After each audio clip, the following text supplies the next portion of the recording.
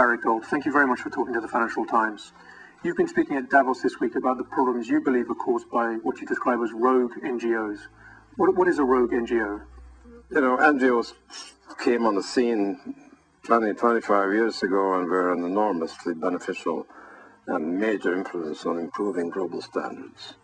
And whether it's Amnesty International in human rights, whether it's Sierra Club in terms of pollution, we all know that they made a major impact on world opinion and a major impact on the way we all operate today, particularly in the extracting industries. Unfortunately, because of the high quality of these NGOs, there was no need and there was no intent by any governments to try to control them. They control businesses, they control corporations, we certainly control governments, so all the participants in the debate or dialogue who can and who cannot develop a mind are well known. But suddenly in the last decade, and increasingly in the last few years, NGOs have emerged who people have not heard of before, who come from obscure, non-transparent background, who adhere to no standards, and worst of all, who have no accountability.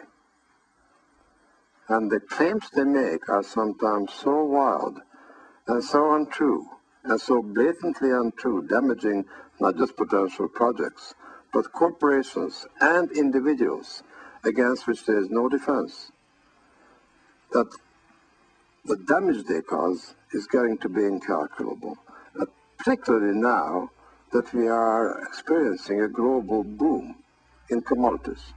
10 years ago or 15 years ago, when we hit the bottom of the cycle, this would not have mattered, because really there was neither the capital nor the need to develop a large number of new mines of base metals, energy, whatever.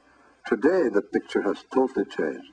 We've gone through an unprecedented period, probably never before experienced, right across the board, from wheat to platinum, where every material, every raw material has doubled and trebled in price because the demand is so powerful, so strong, which of course in turn means that every miner and every producer maximizes their production, which means they exhaust the existing mining capacities quicker, which imposes a new demand on putting new mines on stream. And this is where the NGOs, these rogue NGOs, come in, because they stop the ability of having these new mines evolve. And what harm do you believe rogue NGOs are doing, as you see it?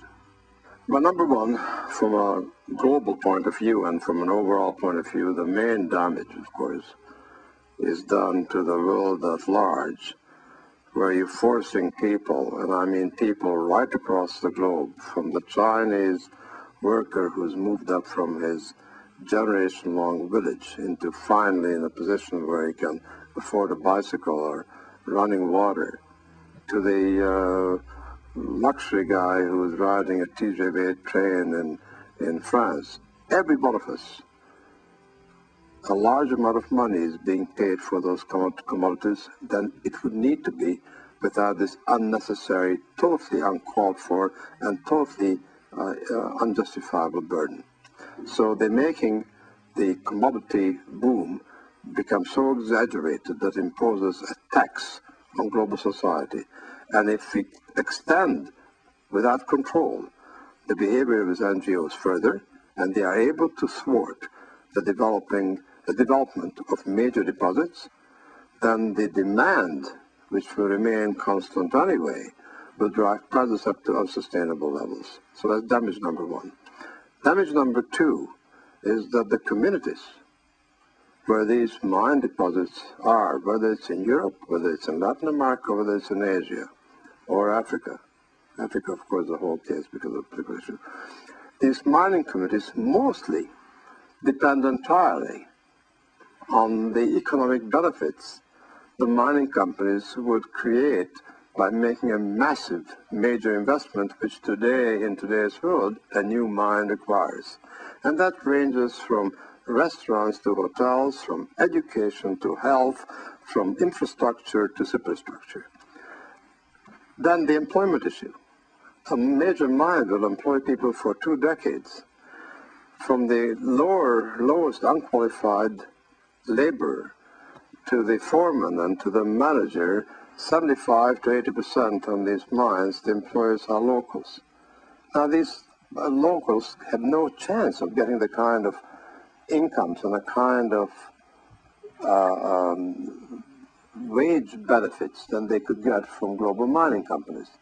In many cases, they go back to status of absolute poverty because in many of these regions, there is no other employment opportunity. So that's the second major damage they cause.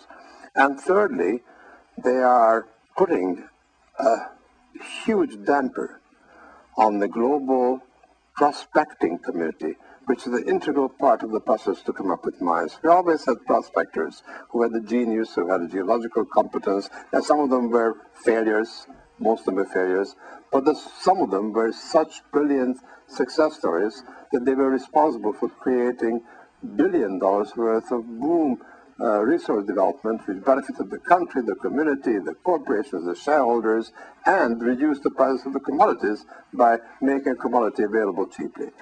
And that activity is now cut in half because of this rogue NGO behavior. So you've articulated the problem. What are the solutions and how can they be achieved? Regulation is always a highly debatable and difficult issue. We managed to regulate unethical businesses quite effectively. From Better Business Bureau, which we have now across the world, which regulates small businesses, to the big regulatory agencies, from security commissions, from your stock exchanges.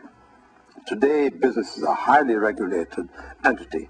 There is no business today of any scope or any size in a civilized society that can make false claims without being exposed to penalties.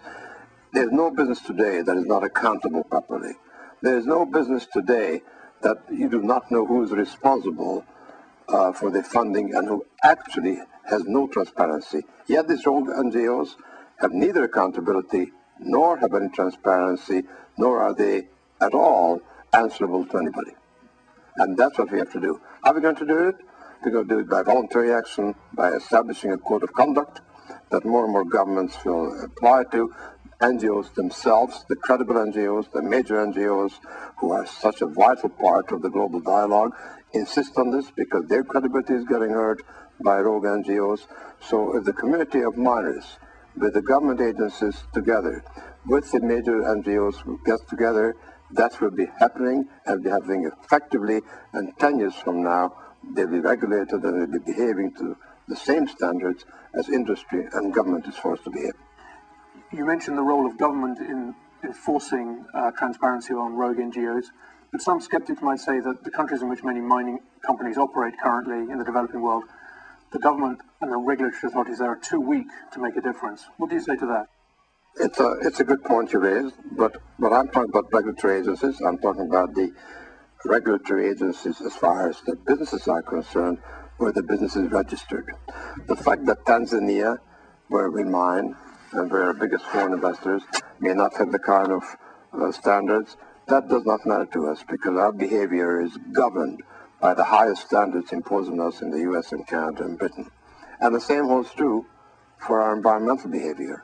There's not a major mining company I know of, including Barrick and including all our fellow miners, who do not years ago adopted an irrevocable and totally transparent stance where we as miners, when we go into any country, regardless of how lax the regulations are regarding pollution and environment is concerned, we will adhere in developing a mine to our domestic standards, which have to be the highest of all. So when we go to Tanzania, we go to Argentina, we go to the northern corner of Pakistan, where we are now, we will apply the identical environmental and pollution standards as if we were to operate a mine in British Columbia.